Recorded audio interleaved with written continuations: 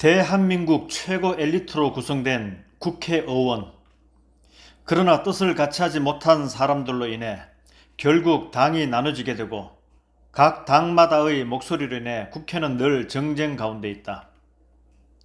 국민들의 대표로 선출되었지만 정작 국민들은 안중에도 없고 오로지 당리당략에 의해 움직이고 있는 국회의원들의 현실. 그래서 같은 당 안에서도 갈등이 그치지 않고 있다. 정말 열심히 의정활동을 하고 있는 분들이 있는가 하면 의정활동과는 전혀 상관이 없는 비열한 방법으로 거짓 뉴스나 살포하여 나라를 혼란에 빠뜨리고 이로 인한 정쟁으로 쓸데없는 소모전만 남발하여 국민의 혈세만 낭비시키고 막상 국민들은 지금 당장 시급한 법안에 발을 동동 거리고 있는데 이런 것에는 전혀 아랑곳하지도 않는 정말 파렴치한 의원들도 눈에 많이 띈다. 어떤 의원은 정말 저 사람이 국회의원이 맞는가 할 만큼의 국회의원의 품위를 망각하여 완전히 조폭 또는 양아치 수준의 그런 의원들도 간혹 눈에 띈다. 그런데 한 가지 놀라운 사실은 그들이 한 목소리로 누군가를 견제하는데 그 견제당하는 사람이 나중에는 스타가 되는 것이다. 정말 기이한 일이 아닐 수 없다. 더불어민주당에는 참으로 똑똑하고 훌륭한 의원들이 많이 있다. 그런데 그들이 너무 똑똑해서인지 멀리 내다보지를 못하는 것 같다. 주변에 보면 정말 머리 좋은 사람들이 결국은 죄를 지어 감옥에 들어가는 경우를 우리는 많이 보게 된다. 이런 모습을 보면 너무나 안타깝다.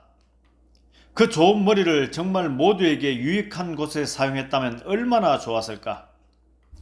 지난 정부에서 더불어민주당은 윤석열 검찰총장을 견제하려다가 오히려 그를 대통령이 되게 하는 발판을 마련해 주기도 했다. 이렇게 되리라 당시 누가 생각이나 했을까. 또 윤석열 검찰총장은 본인이 대통령이 되리라 감히 생각이나 했을까.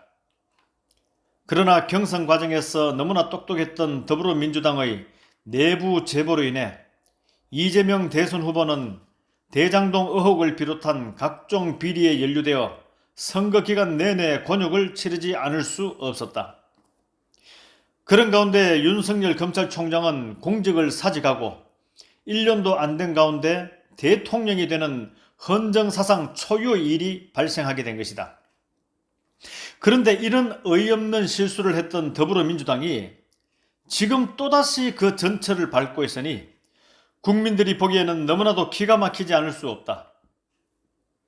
정말 이들이 똑똑한 것인지 아니면 어리석은 것인지 국민들은 그저 답답하기만 하다. 민생은 늘 뒷전이고 당리당략에 의해 무심코 내뱉는 절제되지 못한 언행으로 인해 제2의 윤석열 대통령이 지금 만들어지고 있는 것이다. 그동안 더불어민주당은 한동훈 법무부 장관을 견제하려다가 이전보다 더한 스타를 지금 만들어가고 있는 것이다. 이들이 그동안 의정활동만 바르게 하면 될 텐데 의정활동과는 관계없는 일로 계속 충돌하다 보니 이것을 제대로 수습도 못하면서 도리어 곤욕을 치르는 모습을 보니 국민들은 얼마나 더불어민주당에 실망을 하였으며 뜻밖의 한동훈 법무부 장관의 능력에 오히려 찬사를 보내고 있으니 더불어민주당은 스스로 상대당에 지금 엄청난 희생을 하고 있는 것이다. 한동훈 법무부 장관이 공직을 사직하고 이제 집권여당의 비대위원장이 되었다. 그런데 수락연설부터 예사롭지가 않다.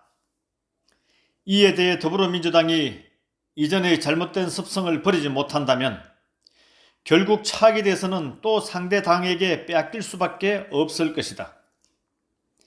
그런데 아직도 더불어민주당에는 이런 심각성을 느끼고 있는 사람들이 별로 보이지 않는다.